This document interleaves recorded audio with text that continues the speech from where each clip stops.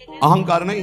ये वायु, ये अग्नि, ये जल, ये पृथ्वी, ये तुम्हारा पोषण कर रही। अहंकार मत करो, उसी से तुम्हारा शरीर बना है, उसी से तुम तप कर रहे हो। तो भगवान की जय जयकार करो, अहंकार करने की जरूरत नहीं। तुम्हारा जितना तप है 2 घड़े जल में बिका। एक बड़े तपस्वी थे, वो एक शांत चित्त भजनानंदी महात्मा, वो गंगा पार कर रहे थे नाव में बैठकर शांत चित्त। अब उनके साथ बहुत से शिष्य थे जो उनके सेवा परिचर्या में थे। ये बात देखकर एक तपस्वी महात्मा अपमान करने के लिए खड़ाऊ पहनकर गंगा जी में ऐसे साथ साथ चलने लगे। तो जो अज्ञानी जन थे हो गए, वाह भाई महात्मा हो तो ऐसा, क्या महात्मा खड़ाऊ पहनकर गंगा जल से निकल रहा है। जब पार गए तो उन महात्मा जी बिल्कुल उदास जो नाव में बैठे थे, गए उन महात्मा से कहा, महात्मा क्या है, भीड़ बटोरे घूम रहे हो, कोई तप है तुम्हारे अंदर? कुछ नहीं।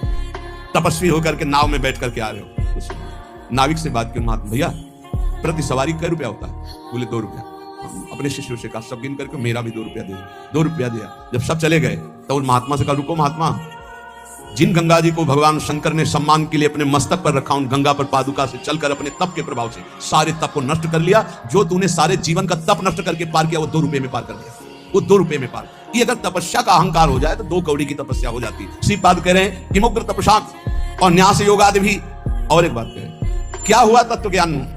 तत्व बोध होना अलग बात है, क्या हुआ तत्व ज्ञान में? यदि भगवान से आपका चित्त नहीं जुड़ा तो तत्व ज्ञान बघार लो, केवल उससे कोई आत्मानंद की अनुभूति थोड़ी हो जाएगी।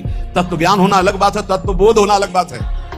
तत्व ज्ञान की चर्चा कर लेना अलग बात है, तत्व बोध होना अलग बात है।